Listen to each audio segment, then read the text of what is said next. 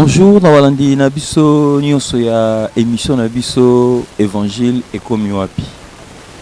Évangile ekomi wapi ezali moko ya émission oyo bomesana kolanda oyo epesamaka pa ya ndeko moninga leki ya mosali nabino évangéliste Serge Lutumba. Évangéliste Serge Lutumba ye afandi na Angola pe azalaka na Congo.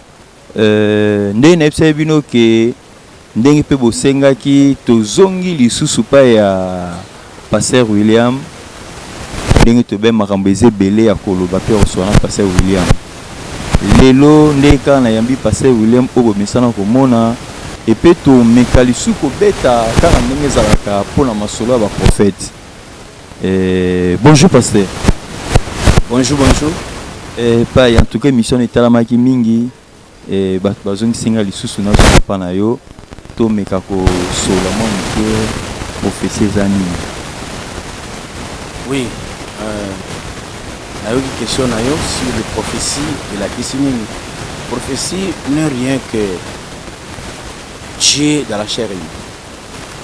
Prophétie est un Nzambe mutalwa kacham.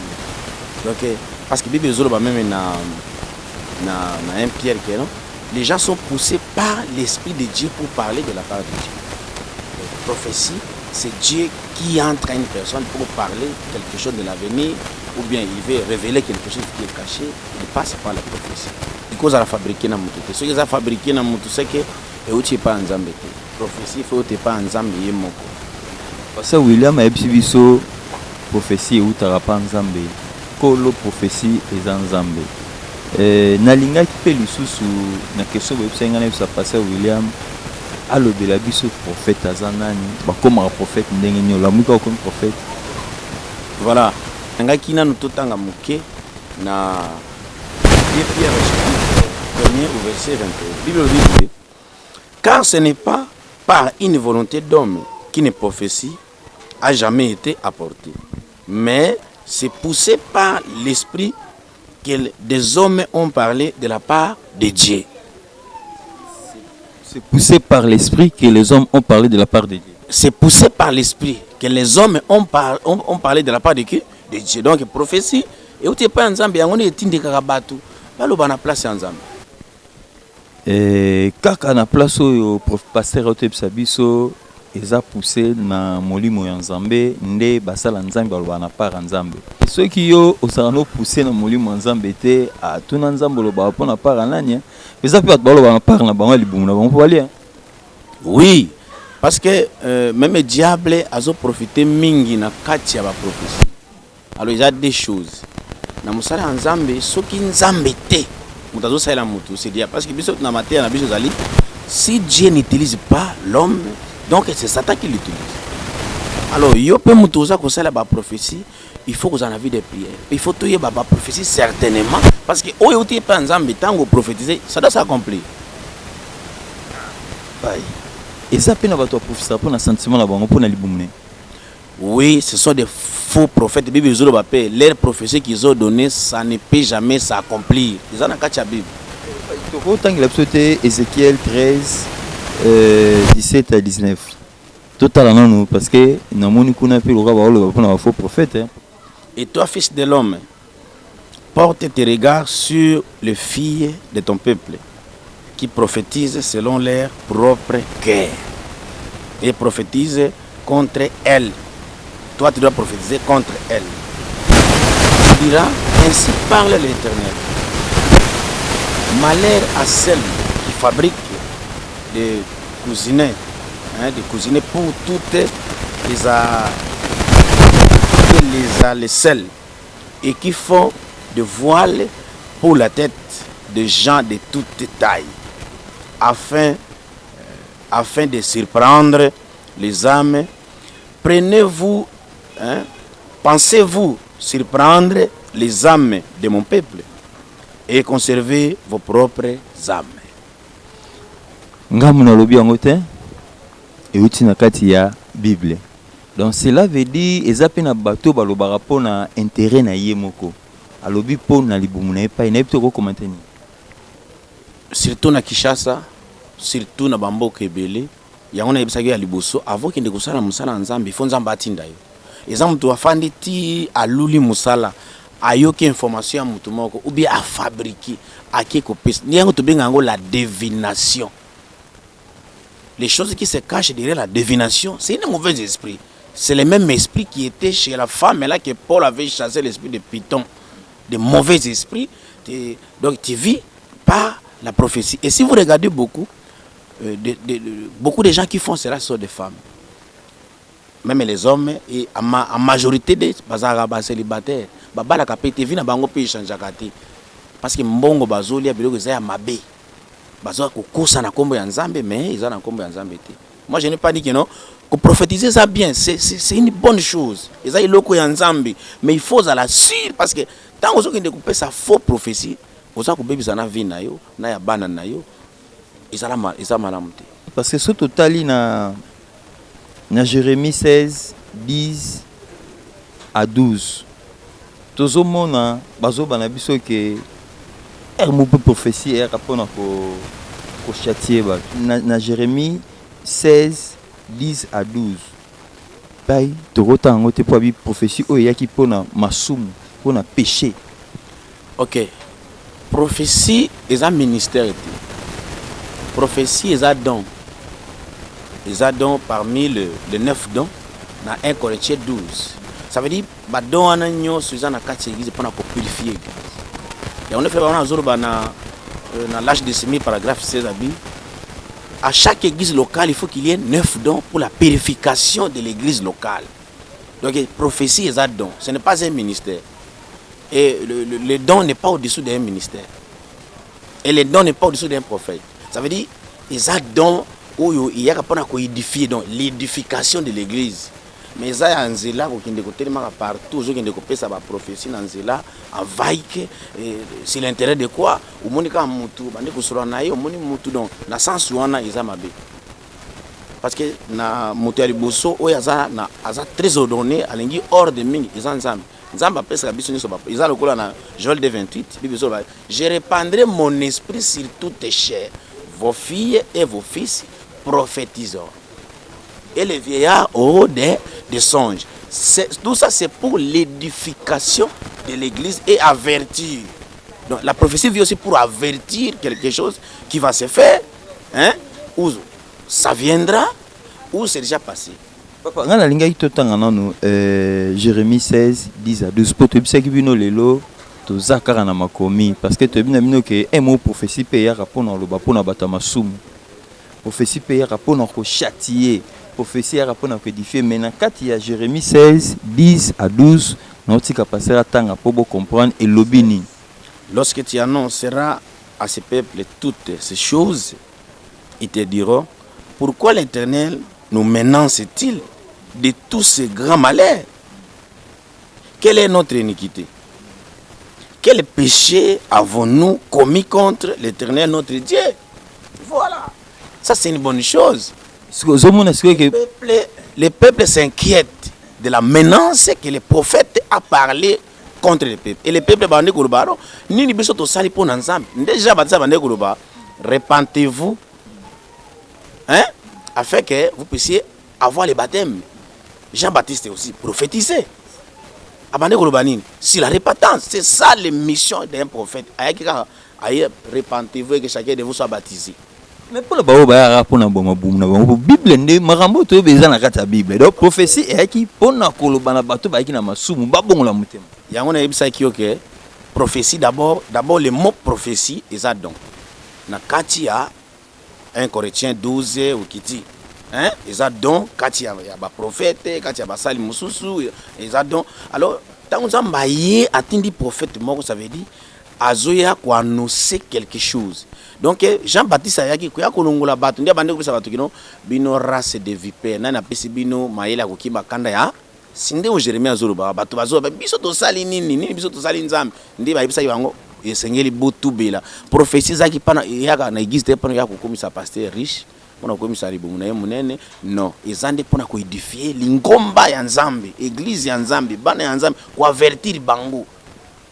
Parce que pour ngonga tozoki makaka so totali place muso na so prophétie et équipé ko ça nini ko pour na châtiment et le bébé n'est na jeunesse et na Jérémie toujours 4 de 6 à 7.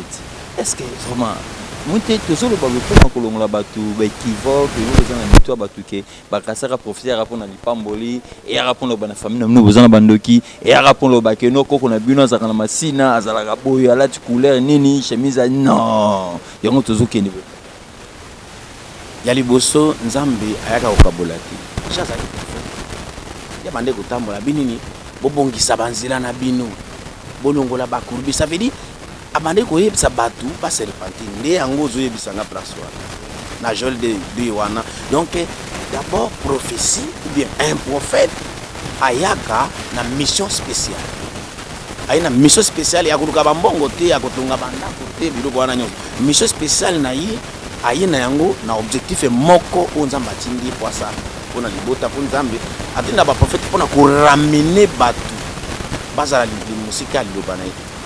C'est ça l'objectif d'un prophète. Ndé comment on a prophétie nzamba atindi donc maluba na ye nzamba koti kati na ya bandi koloba akoko prophétiser na makambo elekaki na oyo izali o na oyo izali ko ya lobi objectif moko ya ko ramener bana ya nzambe la te ba prophétie ya ko mbongo ndé sika to ko yango wana pasteur na baki kenga na otika ote to kende tina suka na likambango to bandaki. Mais tout le monde peut avoir ce total in Esaïe 7, 14, Kounezo Belabiso, prophétie qui peut arriver à Messie. Mais ce que ça veut dire quoi? Nga référence na nga lelo na mitu usuro nano na kotika janti. Yo lobi ki prophétie qui peut arriver à nani? Déjà bande kuruba avant Messie wana ya. Akota kati nayo, il faut se repentir.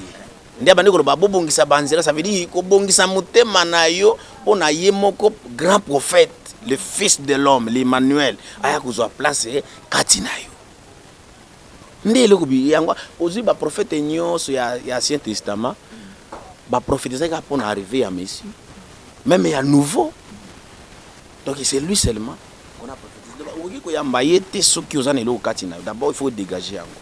Nde Élisée a sali une double portion ya fonction ya qui pas nani ya Élie et cela n'est pas dire que non Élisée ça qui supérieur ya Élie ça veut dire Élisée ça qui supérieur à Élie jamais parce que yé biloko bande ko sala nyonso e utaki ndi patata na ye moi na pe ko ki ko sala makambo ebele ko leka papa na yo ye moko alobaki yango donc c'est ça au monde déjà yo moko pesinga réponse aujourd'hui Élisée na Élie majeur na mineur. Élisée il n'a jamais été majeur parce qu'il a épuisé un pas ya mutu. Or Élie a épuisé qui pas mutu te. Pe Élie au monde Élie a kufa ki pété. Akinda kinayi. Azaki majeur et le prophète majeur c'est le fils de l'homme, ça veut dire c'est Dieu lui-même dans la chair humaine. Il vient, il parle pour préparer quelque chose et après il s'en va. Et après, vous verrez que cela accompli. Mais yo, depuis que ça va prophétie, et là, comment côté, et que ça m'a raté. Baomata, le bazar va Eli. Baomata. Batongo Baomata. Baomata Moukolonine. Calamité. Baobaye so ya tenyo so muklinyo so ngote au vivre. Tout c'est la Baomata. Omoni, et là on a ngena loba papa na ngai pona koloba vérité. Na makambo nzambe faut totika ba aventure. Totika ba aventure makambo nzambe izalo kola bilangati. Makambo nzambe izalo kola bato bakena na fonction publique na assemblée eza différent makasi na makambo nzambo yo to zo linga osala ye na ko yebiso meme na tango akala Jésus asala théologie wapi pesinga devoir mais na mona pas ta théologie te mais na mona ka ke na kata zemi na ye ba kutenga de Marie azaki ayita iso mais so na pesi Marie msusu wa mona ningani éviter ce qui ya sala ki théologie libunga yo théologie les alliés bien les ont des enseignements à biso ba nzamba enseignement kuna te na théologie pour que musala nzambe vous devez être sûr d'abord que tu as musala nzambe mitaka kozala ka prophète te mitaka kozala ko pesa ba prophétie te non na 5 ministères tous on a ba prophète bazali prophète aza tous on a apôtre tous on a apôtre tous on a pasteur évangéliste y compris docteur nous sommes les 5 étoiles de Dieu 5 étoiles prophète nini ils a prophète le kola majorité ils ont un prophète, il y a Ephésiens 4. Ça veut dire tous les 5 ministères, ils sont en l'église. Mais la manière, ils disent non, papa n'a pas maillot. Papa n'a pas maillot, il faut payer aussi une veste à $100 et na longola esprit tatana. Non, ça c'est un voleur. Ndesika makambo nzambe ikufi. Mosala ezebele ba prophète, d'ailleurs ba prophète, bazana pour une édification. Muta uti ko sala masomo libanda nga kota na kati église, bokangi non, yo ibaki. Ko sala kibo. C'est ça le véritable prophète ou l'importance de la prophétie dans l'église. Et toujours parler qu'après le prophète, mais son Nathalie na Jérémie na 1 à 4 kuna Nzambe abengaki mombo na ye depuis na libuma ya maman na ye ayebeki aolobela ye. Donc cela veut dire Nzambe ye mo apona ba prophète donc na habité. Oui, Nzambe ye moko. Ya ona zoye bisayo ki ba mususu mutaki na sali théologie bala qui sait parler à langue ya bandi ko sala. Amone Jérémie que à partir à libumu azaki déjà prophète. Donc c'est Dieu qui l'établit. Ils ont monté au la mouki ka boye non. Oui, vous avez même Samuel. Hein? Samuel Nzambe ye moko ala bande ko lande tina kati ya temple sika bazaki na Élie le sacrificateur. Azolota azomona ba vision. Bon, ce qu'on tourne à il est comme prophète. Yebisanga yokutana Nzambe wapi. Bon, nini Nzambe azako proposer. Même ceux qui battu ça na prophète vraiment ya solo. Bangi ba annoncer corona. Bangi ba loba non. Ba msu ba be annoncer déjà corona. Lokuta makasi. Donc ils ont lokuta. Ceux qui bazaki ba prophète ya solo 2 ans, 3 ans, 4 ans avant bangi ba télé na RTNC ou bien na ba chaîne ya Angola na ba nini. Ah, bangi ba télé makuna ba ATP voilà. Ba lobi non na minute douente moko ya makasi ezoya. Malade ya makasi ezoya. Bango nyoso ba fan ta ba corona ye ne bandi kutema non, Nzambe lobeli ngai tika ba vanti. Musala ya Nzambe basala kango na désordre tete olingi omata na télévision bato ba mona yo. Parce que prophète ça veut dire les prophètes majeurs parlent toute l'étendue du monde. Azolobela monde entier. Mais les prophètes mineurs azolobela par exemple ndenge tozana Congo awa. Azolobela biso kaka awa ba congolais, azana limite. Voilà, les prophètes mineurs. Dieu parle tantôt d'une manière ou tantôt d'une autre. Parce que Dieu se cache d'abord, il se lève dans la simplicité. Vous savez, prophétie, eza mususu ezobima balobeli on nzela. Nzamba linga même on a détail au croire. Eza signe, la prophétie c'est un signe. Ils ont signe de repères, hein, signe de repères. Ils ont le col au bungi nanzela, au bungi au banta monument yangoana, un monument ya où il y a biso échanger. Au moni, c'est qu'il faut qu'indiquer tout droit en ligne. C'est ça les prophéties. Ils ont signe de repères. Tant que vous voyez, au côté d'un mouton, on va dire qu'on discerner parce que ils appellent à Kachabi. Aïe biso on l'a discerné à peine. Vous en avez bon autant. Nous avons une facilité à vous savoir makamboana. Selon nous, on a que ceux qui prophétient à Bongo et ça rapporte comme attention pour Moussa Lenaye, il y a hôtel Saki à Solazar Manawinza. Ça veut dire il faut ramener une parole. Ce que prophétie ramener une parole, ils ont mabé, ils ont le kuta. Il n'y a pas monde qui a prophétisé à lobby. Bible bi na biso tant Nzamba appelle sa vision, appelle sa provision. Alors comment un serviteur de Dieu, Nzamba appelle sa vision? Provision exacte. Provision Nzambe za quoi guérison. Pour confirmer ministère ya mutu. Mais Nzamba peso maloba. O monaka o lobby na suka na ngoka kendo sala be mutu moi kendo sala bo. Bon, ils ont dépendre na ce que yé azana don wana yakobiki sate. Yé azana ka prophétiser na cela. Yé azana don big sate nini. Parce que so totali batu nyonso Nzamba telimisa encore ba prophète.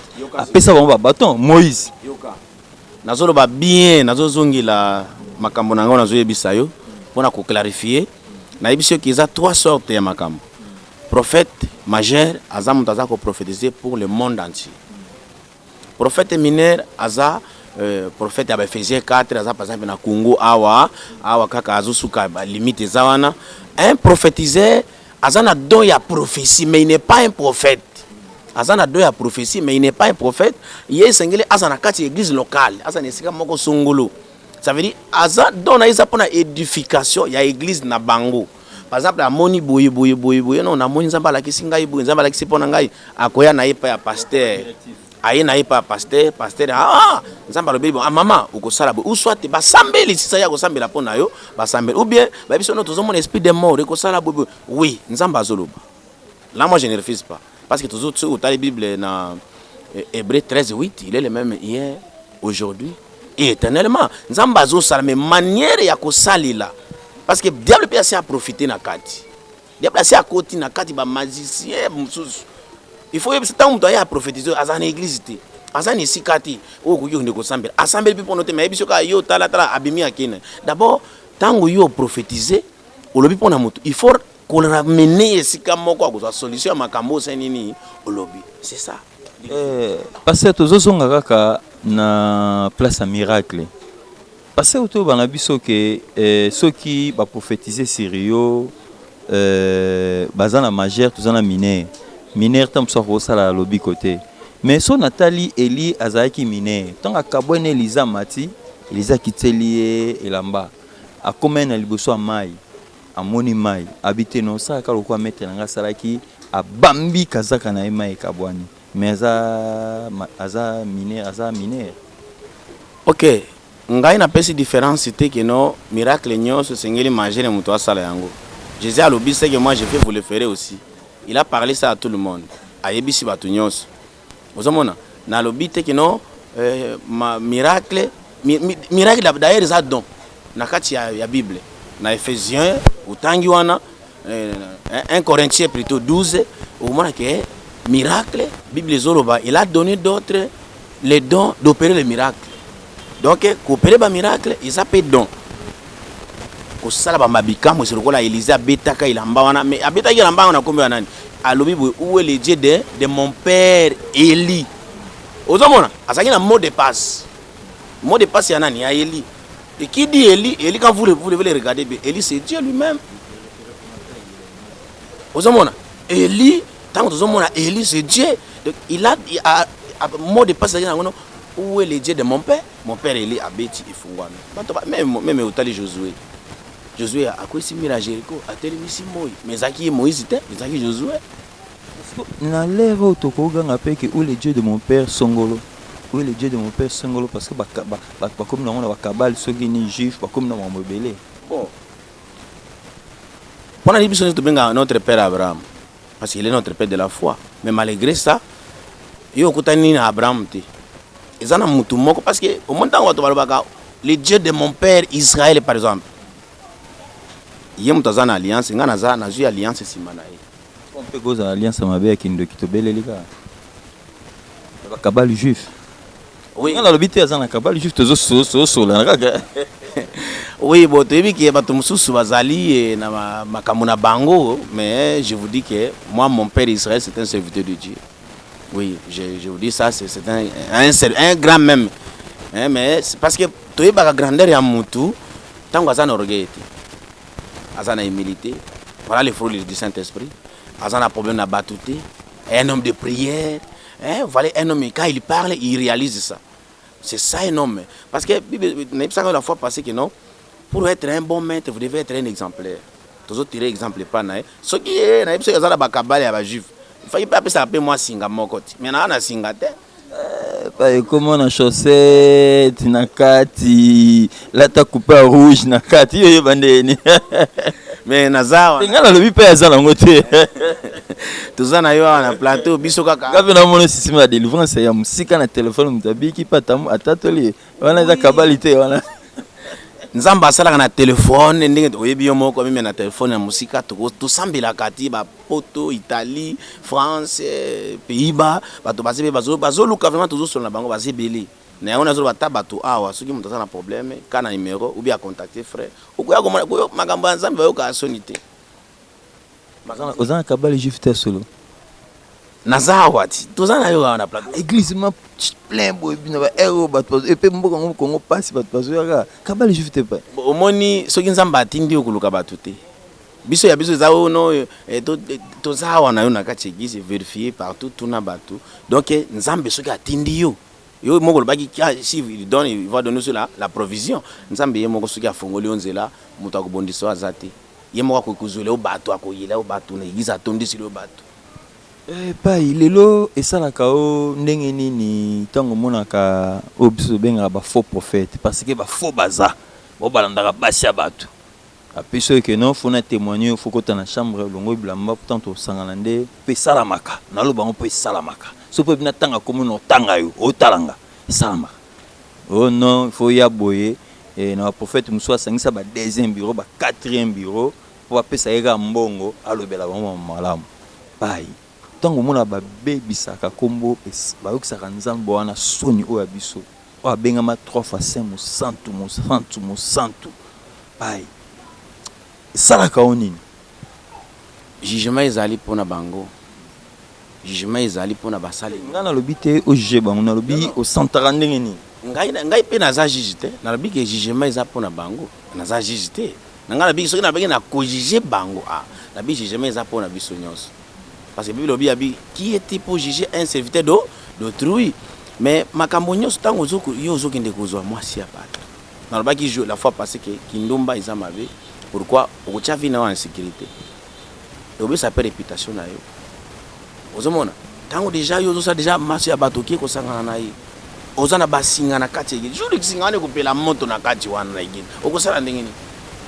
Ngana bombeli yo te tokende osalaka bafiche neza na Luanda na maison mo na Palanka so kitika na Palanka okoti sanator na droite na yo pai tokoti les deux prophètes bitumba ya jeté parce que akenda na église ya moninga asala service ndenge ezalaka tokalela pesa ye ofrande na ye patrimoine na ye masalgo yango amilamu na ye bakuta mpesa bafiche yoka munoko prophète wana oya ya tokeno pa mère mona betaki bo aliberinga sana opesa to makambo ngo komo noka bo na betaki bo tala niveau toni ko ne parlez pas moni Michel bon nazo ngani ngamingo lo basi la Bible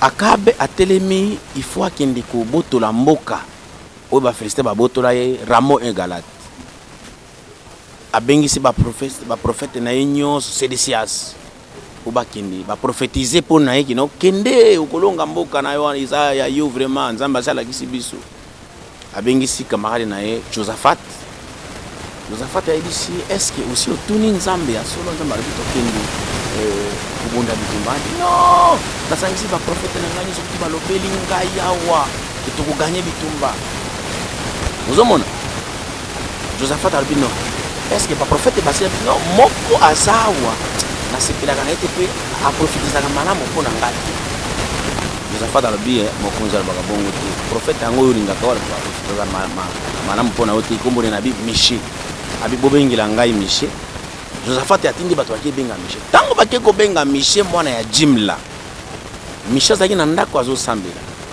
ba proposer papa ya Miché biloko bambongo ba chèque blanche ba mito abi papa mwana naza prophète tala biso ba kutumena banda tukumena ba mituka ba clé ya mituka eza clé ya mutuka tende sali yo comme prophète eza ndako za nango wana te to bomengo nde comme sur prophète non ba koma ka prophète tango nzamba bengi yo a établi yo nde sika bato ebele bazokufa baza sous la malédiction parce que mutalinga s'accaparer comme prophète akoma mutu moko boye na honneur donc na iloko ya fabrication ba proposer papa ya Miché alobi ngai nazaka prophète lokola bino te mutu za prophète eza Miché ba bengi Miché ba yebisi no na koloba iloko moko te je dirai ce que l'Éternel mettra dans ma bouche donc yeye Satan son père ndi achaki na munoko na ndi yebisaki master na ye na betaki mère bo moko boyo ezalaki ya nzambe te Michel bi je dirai ce que l'Éternel mettra dans ma bouche ba kei ba comité liboso ya roi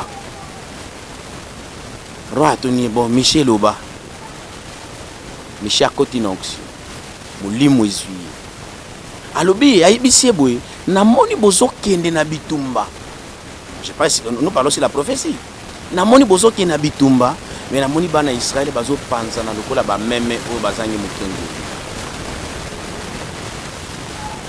akaba bi omoni somoni na yebisaki yo a prophétiser ka malamu pona ngate c'est que mukengeli wana beje zangande na kokufa po bana Israël ba panza omoni botia Miché na nini na kacho Michel Biboué si c'est Dieu qui a parlé dans ma bouche tu ne rentreras pas. Et si c'est Dieu qui a parlé à moi, toi c'est des sciences, je te vois comment tu vas changer de maison en maison pour se cacher.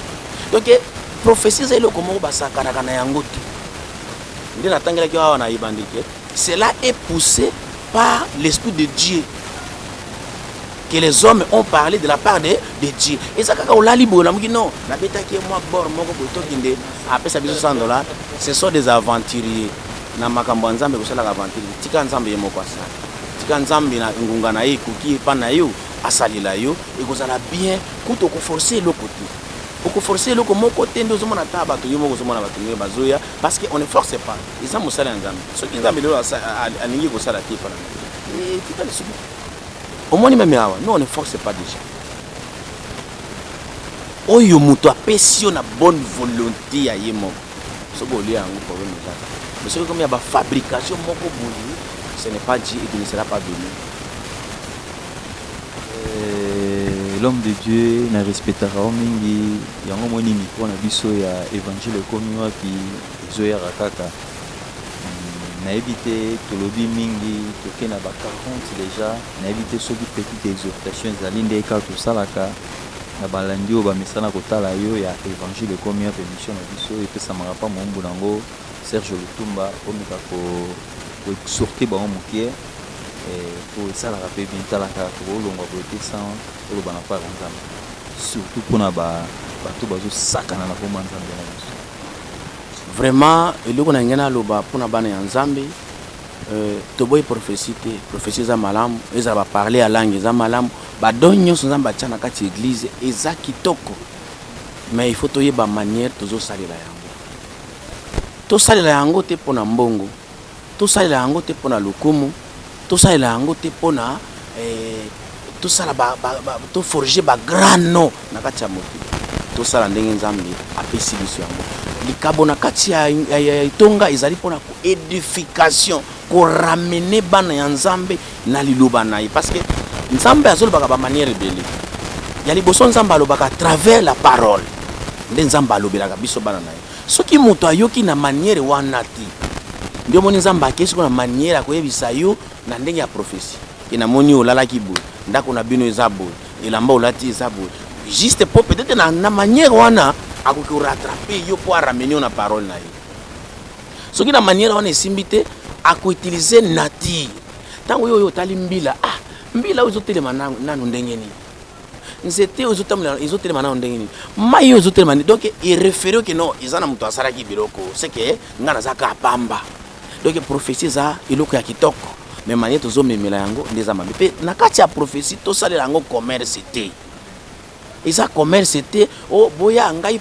prophète faya na kosala boye bokomona non tika nzamba asala publicité na ye moko tika nzambi asala omoni eloko nzamba alinga kati za orgueil tango komi kozwa place ya nzambe kozwi nzambe otie pembeni nde okona ta moto asali afishe ya monene afishe na afishe wana akomona atie Jésus à moquer amici grand prophète yende prophète ou bien musu comment même akotia Jésus prophète des nations prophète des nations nini yo sala na nation église na même ata 300 personnes ko quitter musu on a ça prophète des nations ya eloko nini to ye akokoma oh tango yo osa parce que to botanga ba prophète to bandaka ko sala to zelaka ndeta ekuka non université makamba ba prophète ezalaka te papa déontologie à ba prophétie à ba prophète ezalakate le seul déontologie à ba prophète école publique na ba prophète ezalakate le seul déontologie na makambo nzambe d'abord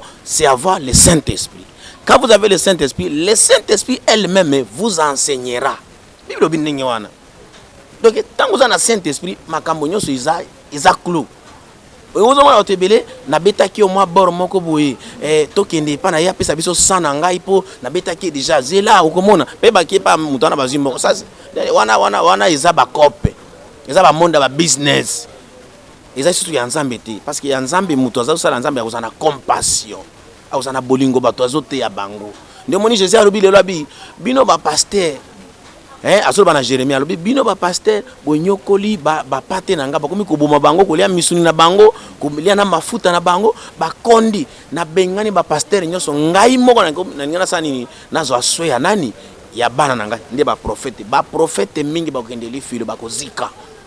Est-ce que pas ba memaka désordre na kati ya 5 ministères est-ce que botala ka bango bo bon omoni chaque personne est autonome.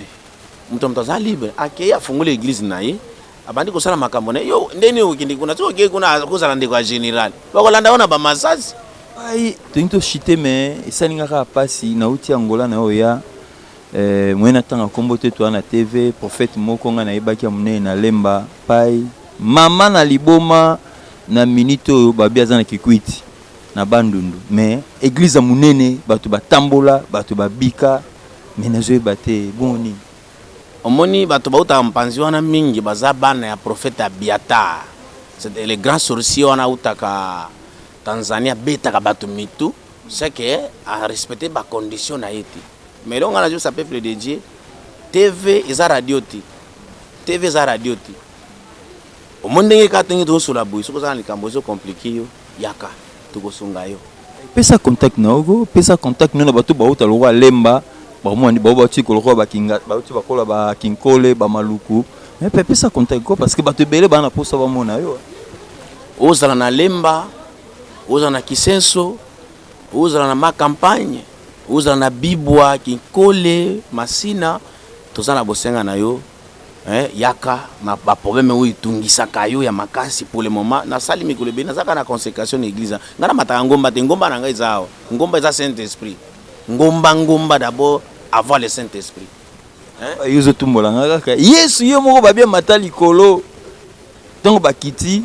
basel babike te na mwito tonga ndako moko pona nani ndako moko pona nani ndako po yesu amatada yo matana te OK yebisanga ngomba oyo Pierre mataki kombo nango nini et puis azwaki Saint Esprit yango wapi kaka na chambre haute bizaki na ngomba te bangomba kuna nde ba milimo bazo kinde kuzwaka ba ya ba shika wana ko ya mutu akitibo na uti ngomba na mandefu awa ti lokola tapa non ozomona esengeli musala ya nzambe eza bien musala ya nzambe soko respecter nzambe okolia malamu okotambola bien ozala respectuer ozala véhiculer mais tango yo déjà oza pasteur ozokende kola na basi ya bato ozokende kosala bakoyiba ko escroquer bato nde bato bazobebisa yango seke yaza na ministère ti azani eloko ti c'était un aventurier ayebi ke sima bato bapesaka badimi yaza na mpona badime ko escroquer bato babiloko lelo toza na besoin ya basali ya nzambe ya normal nazopesa nimero na ngai eza 082 20 646 eza nimero pe ya WhatsApp soki oza na besoin pe ya komona biso lisusu okokota pe na YouTube okota Pasteur William ou bien Love TV ukoya kuna okuta biso déjà tout après makambo ezebele adresse ezali na commune ya Njili quartier 12 avenue Konzolo numéro 12 donc 12 ya quartier na 12 ya avenue sali kola 24 VA o babande ko tourner kiti ya nzambe donc oye okitika na liberté côté ya Basango na Sainte Famille opusani moke avenue Konzolo numéro 12 na quartier 12 commune ya Njili. Ndenge ka ezalaka na kati émission na biso pasta pai na misobenga pai okopesa mwa watu mbote mama pa za mona mwesala mozo bombe be mingi te so bomba pesa ta mama mbote te zo bombe mingi tala sero na tala zo sepla na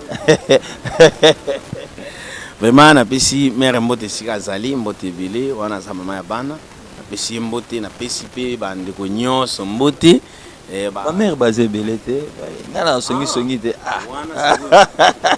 donc c'est que tu as ça mais zo bomba kombo mais ngaite ngaba websanga nina loba ta frère on a websanga na loba bon mbala ya sima okoyeba na koya na yo mona parce que normalement tous na télévision za radio te pasa na mama na zuwa zo bomba mama alobi na ye donc yo fungoli mate po akuma mère otikali abomine mère vraiment na sepeli makasi ndeko équipe oyo bozo sala musala oyo ba journaliste na yebi ki nzambi fa pambola bino makasi parce que oye kulongo kubimisa biso na monde bato bamona esingeli na souffrance na zona peine na volonté ozana yango nzambi fa ajouter quelque chose na ministère na yo nzambi fa na musala pe il faut nzamba fungola ba porte pourquoi pas pesa bino ba enseignement mususu ya malamu vraiment équipe na yo nyonso ko bandana évangéliste Sergio Sergio Lutumba Nzambe apambo Deus te abençoe muito obrigado pai, muito obrigado.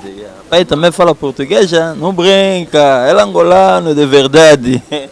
Eu sabe falar bocado, bocado. Eu tá aprender, para falar. Ele fala só bocado. Azul yoko, azul ba muke.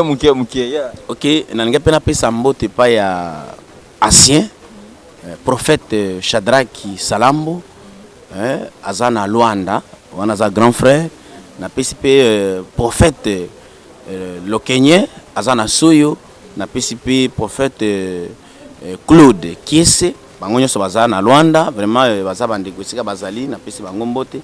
Depuis que jour mususu ndenge nzamba azosala nazo ya wana selo appel ya papa na ngai ancien passé Shadrach ya benga kinga na PCP pourquoi pas mon évêque Israël Panganga.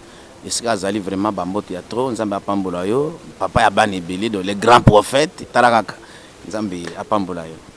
Merci na balandi na biso ya émission na biso évangile ekomi wapi oyo mutasalaka pe présentateur nango évangéliste Serge Lutumba oyo bolingaka mingi oyo akotaka ayelaka bino vraiment information na kati ya source nango. Donc ndenge bolobaki nanga nazonga kaka pa pasteur William nazongaki bino mo boyoki o alobi nalobaka chaque fois ko engager ye nga na tindiki kaka nde batindika chakal na tindiki na chekal po aloba parce que William alobi afingi na ye mutute alobi ka po na prophétie alobi po na ba prophète afingi na ye mutute po ya finga na été mais na bino nyonso oyo botel émission oyo za na problème moko zo déranger problème spirituel na lobi te problème ya mbongo ya $10 ya $5 passer azan na mbongo te bino nde fo pesa poza na misala makasi. Alors ceux qui ont un problème spirituel lukaye bengaye a osambela pona yo nga na oloba pona yebi mutu azan libana na mboka abana Europe prophète asambela pona yepe azala délivré lelo azan esengo tazo sola malamu pona grâce à nani ya grâce à nzambe prophète asailaka ye abela Yesu Masia abela banzamba mpongote abela banzamba gris te ye vraiment 100% Yesu Masia yango tokomi na suka nde nazobakaka nakoki koleka bongo te sans remercier ba partenaire na ngai o basutenaka musala no salaka de loin nazopesa évangéliste Makuku pesa papa yango yo mbote nazopesa mama Madobi Kembo na papa Viki Ozana yango yo pe na pesi bibi Tantsona Nyangi mbote mama Claudia Ali mbote na pesi mama Jocelyne na kati ya Paris na pesi mbote belé